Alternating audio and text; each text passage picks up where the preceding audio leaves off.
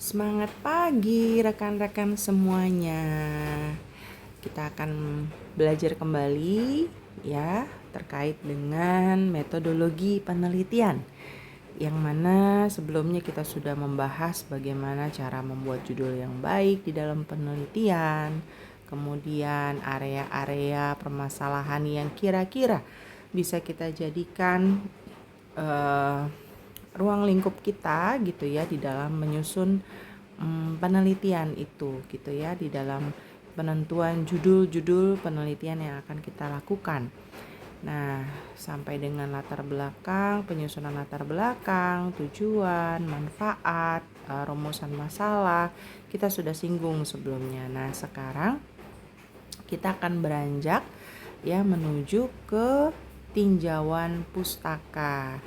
Nah, kalau bicara tentang tinjauan pustaka, tentunya ini merupakan rangkaian dari bab sebelumnya, yaitu bab 1. Sekarang kita lanjut ke bab 2 ya di dalam penelitian.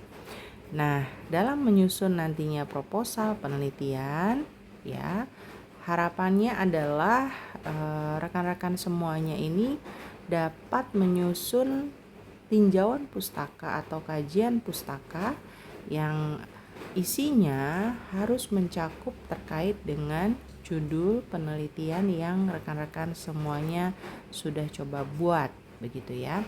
Nah, sekarang kita akan bahas satu persatu ya.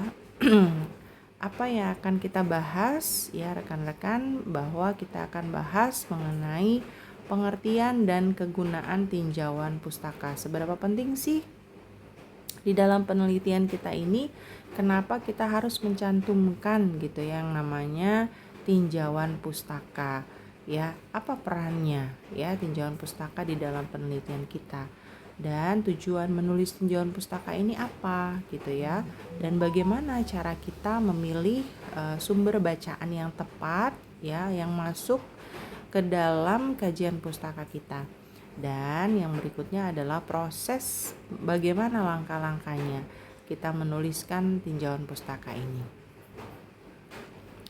Nah, kalau kita bicara tentang definisi gitu ya, pengertian dari yang namanya tinjauan pustaka atau kajian pustaka atau kita sebut dengan literatur review gitu ya, merupakan suatu uraian ya tentang teori, temuan, dan bahan penelitian lainnya yang diperoleh dari berbagai sumber pustaka untuk dijadikan landasan kegiatan penelitian saat menyusun kerangka pemikiran yang jelas dari perumusan masalah yang akan kita teliti ya.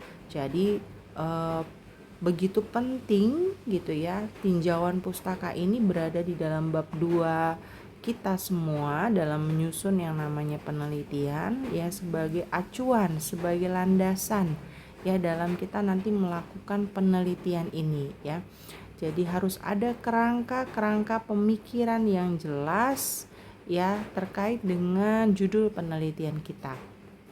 Nah, kajian pustaka ini mengupas teori dan konsep untuk mendukung hipotesis penelitian yang kita buat, begitu ya. Ini menurut Purwana dan Wibowo 2017.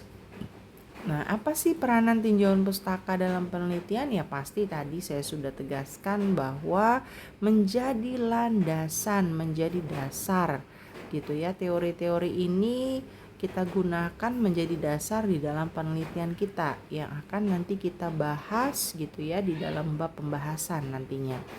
Kemudian kita mengidentifikasi kesenjangan penelitian dan memperkuat ya argumen-argumen ya dalam hasil penelitian kita nantinya.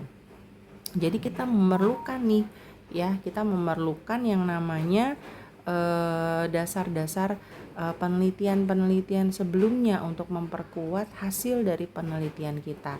Nah, itu nanti akan masuk ya ke dalam ya bab 2 kita begitu ya, penelitian terkait kita. Nah, apa tujuan dari tinjauan pustaka gitu ya? Tujuannya pastinya adalah memaparkan hubungan dari sumber pustaka yang terkait dengan topik tulisan kita ya. mengidentifikasi cara baru dalam menerjemahkan dan mempersempit jarak yang ada dalam penelitian-penelitian sebelumnya. Ya, jadi di sini kita akan identifikasi apa sih bedanya penelitian kita dengan penelitian sebelumnya. Nah, ini makanya yang saya pernah bilang, yang namanya penelitian itu harus ada keterbaharuannya. Ya, kalau seandainya sama dengan penelitian sebelumnya, ya sepertinya tidak ada manfaatnya kita melakukan penelitian tersebut. Nah, makanya kenapa diperlukan suatu pembaharuan gitu ya, sehingga bab 2 itu harus jelas sekali menggambarkan penelitian-penelitian terkait sebelumnya yang menjadi dasar kita melakukan penelitian yang saat ini, begitu. Menyelesaikan konflik antara penelitian-penelitian sebelumnya yang saling kontradiktif. Nah, ini juga ya. Jadi, kalau misalkan ada temuan-temuan ya penelitian-penelitian yang dirasa sepertinya nggak gitu deh gitu ya.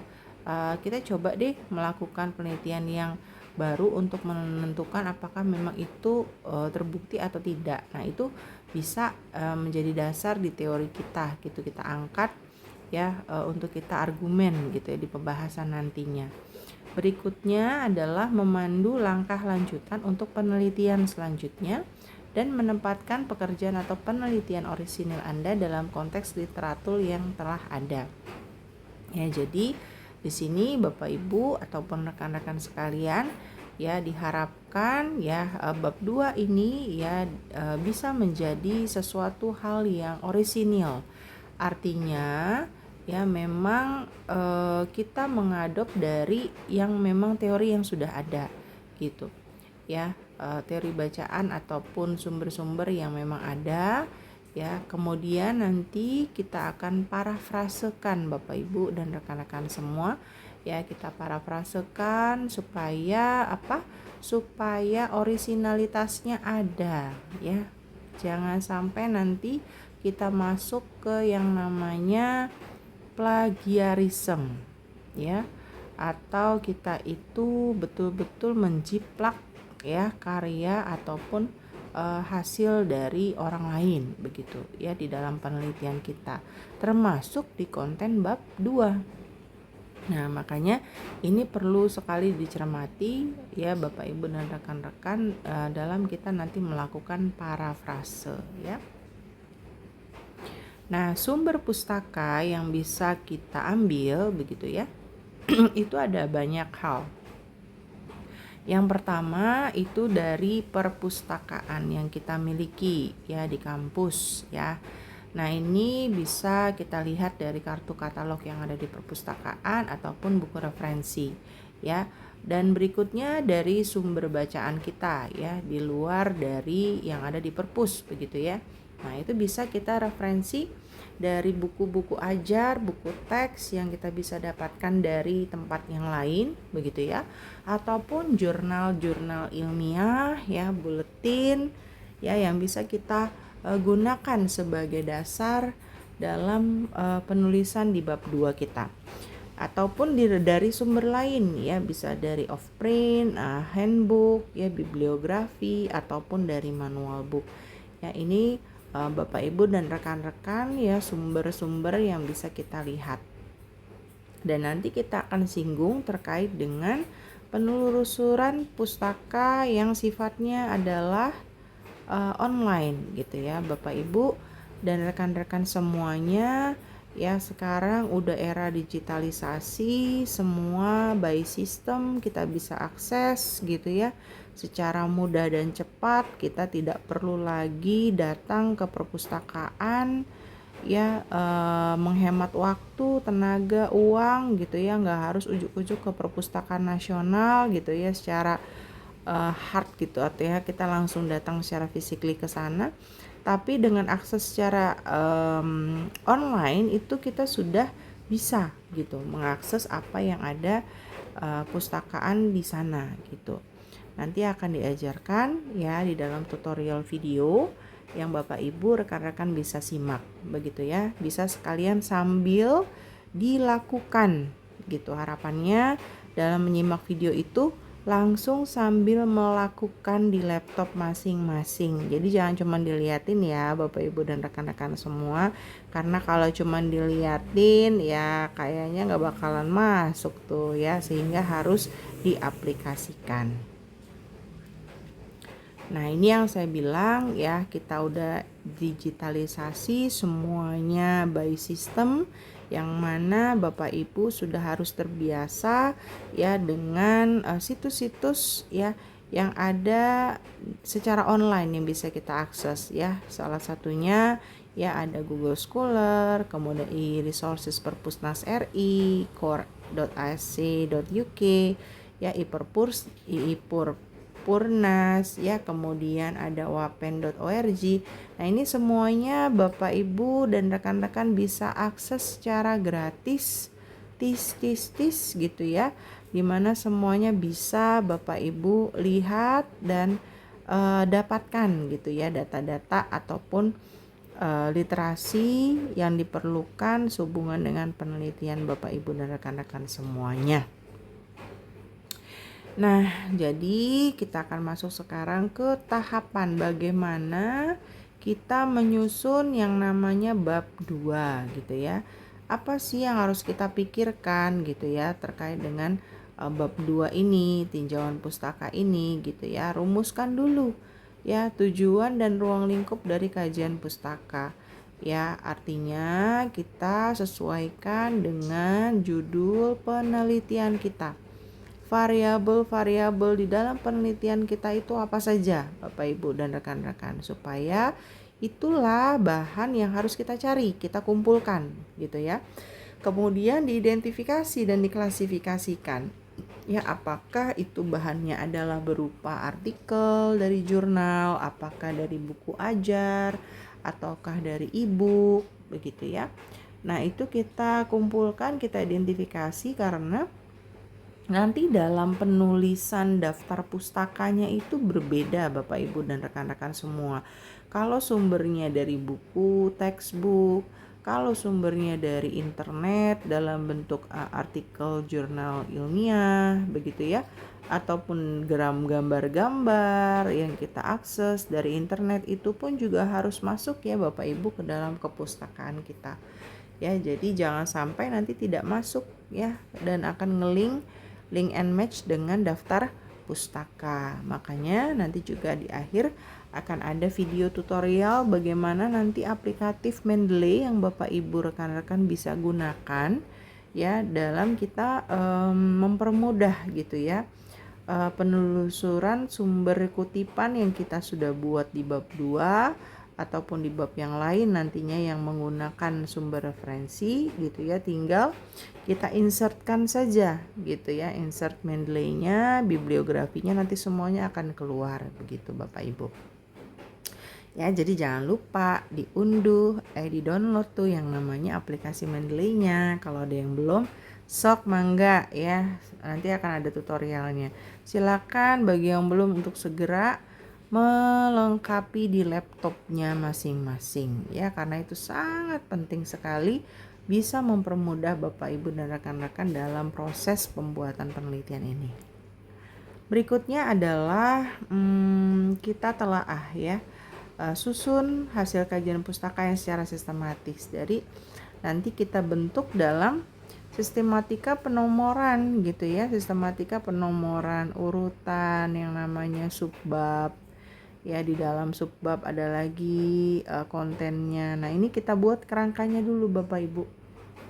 Jadi sebelum kita menyusun isiannya ya, itu harapannya adalah kita susun dulu yang namanya kerangkanya dulu gitu ya, kerangkanya dulu ya.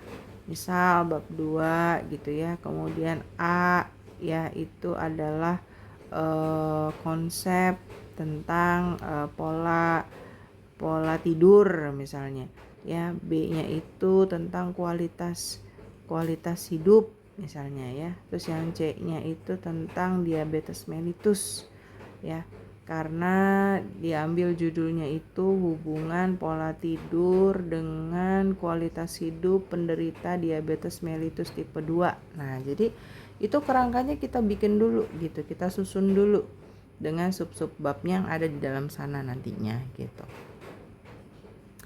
Nah, jadi di sini ya tujuannya kita lihat dengan konsep-konsep yang relevan ya, kemudian dikaitkan dengan topik-topik yang penelitian yang ada di variabel kita ya, kemudian metode penelitian yang akan kita gunakan ya, itu seperti apa. Kemudian kita rumuskan kata-kata kunci yang menggambarkan tujuan dan ruang lingkup kajian pustaka kita untuk membantu dalam kita menelusuri gitu ya, menelusuri secara online ya kata kunci yang kita harapkan itu apa. Nah, biasanya itu kita lihat dari judul saja Bapak Ibu dan rekan-rekan semua ya, dilihat dari judul penelitiannya untuk kita ambil ya apa materi yang akan kita siapkan ya. Jadi ini ya, cari dalam bentuk buku teks kah, monograf kah, artikel jurnal kah, artikel seminar kah, ataupun laporan hasil penelitian dan sejenisnya. Nah, hindari Bapak Ibu dan rekan-rekan semua dalam mencari ya di laman-laman internet terbuka seperti blog, Wikipedia, portal berita. Karena apa? Karena itu tidak ilmiah Bapak Ibu. Jadi saya harapkan jangan mencari dari konten-konten yang memang kurang ilmiah. Nah, harapannya bisa ambilnya dari mana yang dikatakan ilmiah, ya ini buku teks ya, monograf, artikel jurnal, artikel referensi seminar, konferensi seminar gitu ya, hasil-hasil penelitian sebelumnya. Nah, itu lebih tepat gitu ya. Kemudian kalau bisa Bapak Ibu kumpulkan tuh artikel-artikel yang didapat begitu ya, yang sifatnya adalah soft file, masukin yang rapi di dalam Google Drive ya, supaya tidak hilang Bapak Ibu, karena kalau disimpan di laptop saja sepertinya akan riskan ya untuk bisa hilang. Nah, yang paling aman saat ini tuh bisa Bapak Ibu gunakan adalah Google Drive. Nah, kalau memang ada yang belum terpapar nih, apa sih Google Drive, kayak apa sih Google Drive. Nah, coba nih teman-temannya mungkin bisa saling bantu gitu ya, untuk mendampingi Bapak Ibu yang belum paham terkait dengan penerapan Google Drive ya, karena itu bisa menjadi solusi. Kita tidak perlu lagi USB begitu ya, ataupun hard disk gitu ya. Kalau memang penyimpanan laptop kita itu sangat minimalis, kita bisa menggunakan Google Drive kita yang bisa diakses kapan aja Bapak Ibu, asal jangan lupa password ya. Jadi itu yang sangat penting. Nah, berikutnya adalah identifikasi dan klasifikasi pustakanya. Tadi yang saya bilang, kita klasifikasikan ya, apakah dia sumbernya dari buku, apakah sumbernya dari artikel, konferensi ilmiah ya, itu kita pilah-pilah gitu ya di dalam folder-folder yang ada di drive kita. Nah, barulah kita nanti melakukan telaah kritis gitu ya. Nah, telaah kritis ini seperti apa yang Bapak Ibu sudah saya PR-kan sebenarnya, yang menjadi penugasan individu itu telah Bapak Ibu telah melakukan telaah kritis ya, dengan menyusun ada 5 artikel nasional, 5 artikel internasional gitu ya, yang mana sudah dibagi-bagi ya berbagai kolom gitu kan ya, nama penulisnya, tahunnya, kemudian interindeks apa gitu ya, apakah Sinta berapa kalau yang nasional, kalau yang internasional Q berapa gitu ya, kemudian apa kelebihan dan kekurangan dari artikel tersebut. Nah, itu merupakan telaah kritis. Kenapa ini diperlukan dalam hal nantinya Bapak Ibu cantumkan nanti di bab 2-nya gitu ya, yang sehubungan dengan hasil-hasil penelitian terkait. Nah, itu akan nanti dibahas di pembahasan Bapak Ibu. Ini penting sekali ya, pencantuman terkait dengan artikel-artikel ini ya, untuk menguatkan argumen hasil penelitian yang Bapak Ibu peroleh nantinya gitu ya. Nah, ini contoh outline kajian pustaka. Nih saya contohkan, misalkan yang tadi saya bilang ya, harus sesuai dengan dengan judul penelitian Bapak Ibu. Ya, variabel apa sih yang ada di dalam judul itu gitu ya. Kayak misal hubungan tingkat pengetahuan terhadap penurunan kecemasan pasien hemodialisa. Nah, ini kan berarti ada variabel pengetahuan, ada variabel kecemasan, ada variabel hemodialisa, dan pastinya secara tidak eksplisit ya tidak nampak hemodialisa itu pasti pada pasien dengan gagal ginjal kronis. Nah, ini berarti konsep keempat ini itu harus ada di dalam bab 2 tinjauan pustaka Bapak Ibu. Jangan sampai ini tidak ada gitu. Jangan sampai ada yang hilang dari semua konteks judul variabel-variabel yang ada di situ.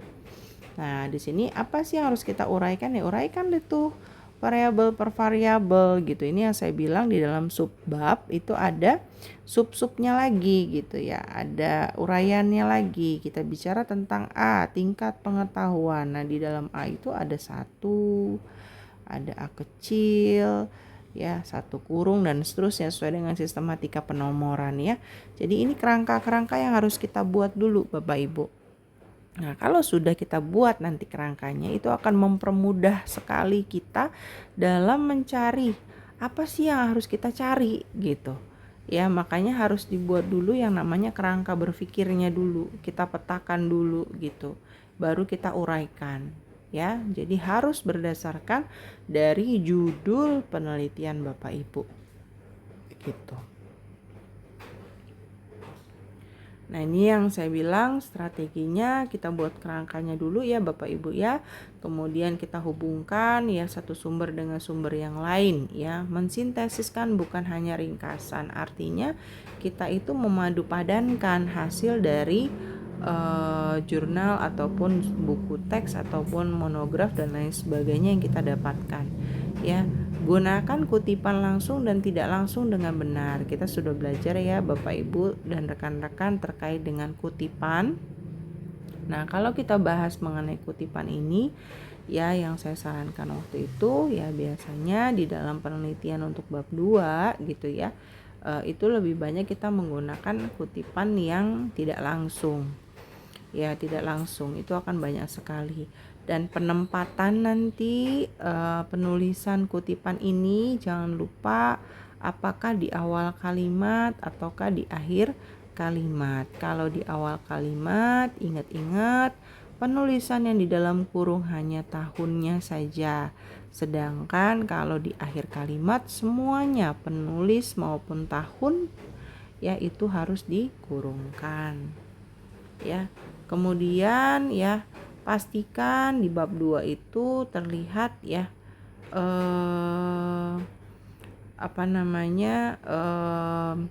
hasil-hasil penelitian-penelitian yang mendukung ataupun yang tidak mendukung hasil penelitian kita itu tetap kita harus cantumkan Bapak Ibu.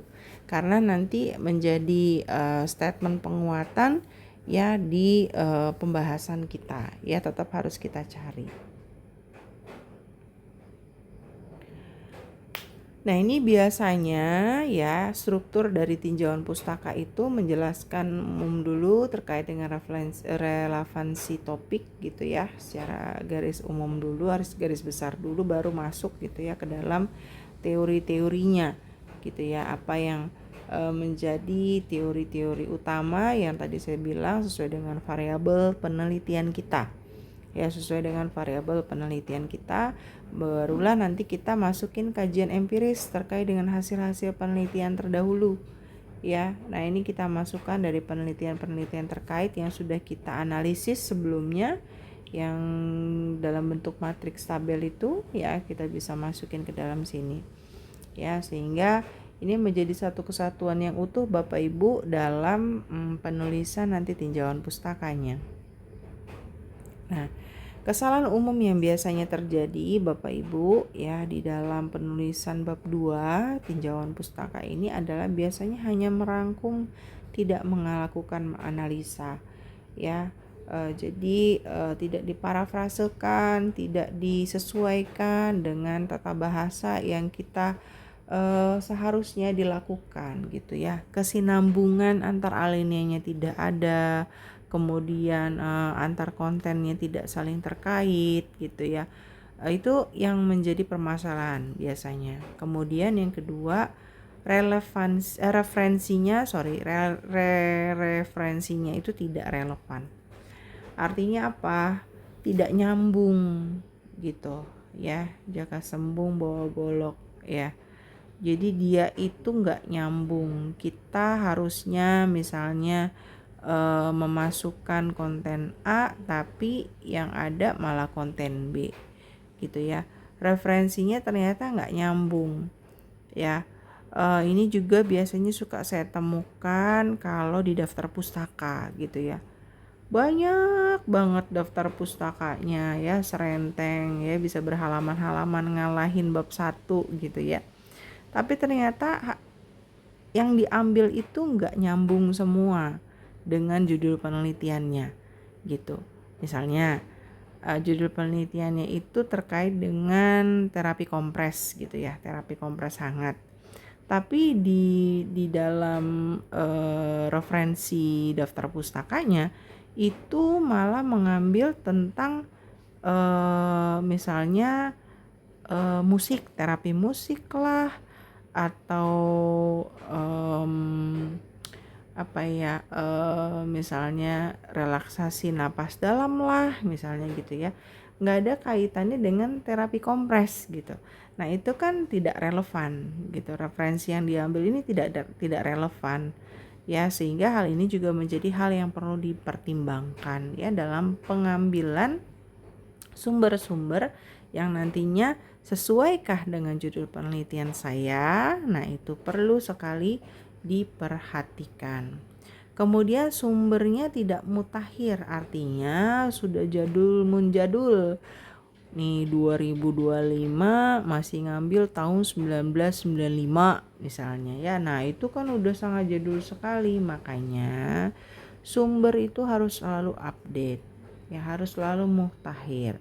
Artinya itu minimal setidaknya 5 tahun terakhir deh, atau ya udah deh ya 10 tahun deh ya, paling maksimal banget gitu ya 10 tahun terakhir. Artinya kalau sekarang 2025, 10 tahun mundur itu 2015 Bapak Ibu dan rekan-rekan, tidak boleh lebih dari itu gitu ya.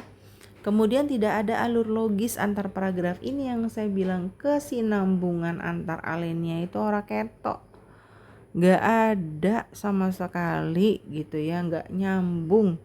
Nah ini yang penting sekali Bapak Ibu dalam penggunaan tata bahasa kalimat sambung ya. Kata sambung itu penting banget ya dalam kita menyambung-nyambungkan antar alinea, itu penting banget tata bahasa ya. Sehingga makanya saya bilang dalam penyusunan bab 2 ini tidak hanya merangkum tapi menganalisis ya. Kita cerna dulu gitu, jangan telan mentah-mentah langsung di copy paste.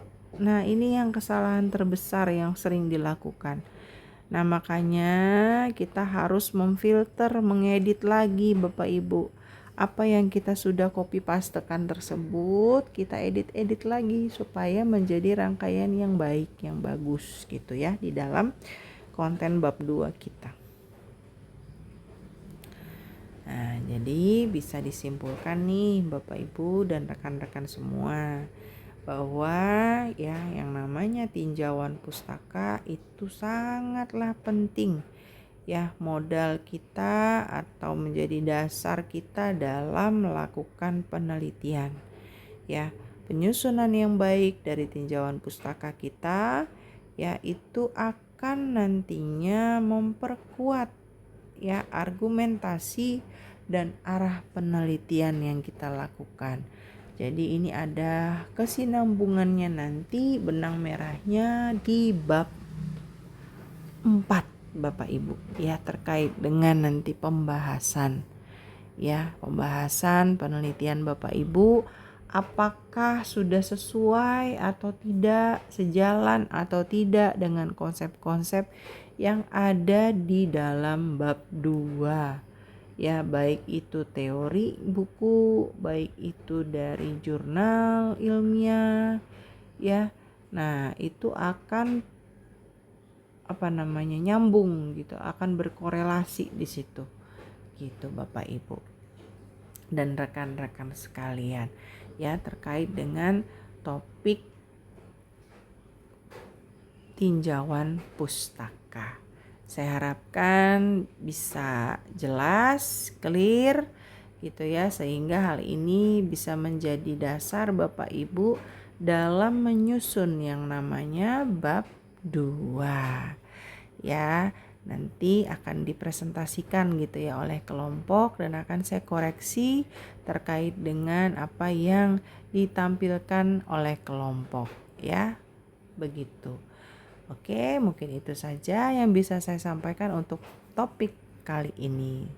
Kita akan lanjut ya ke topik berikutnya.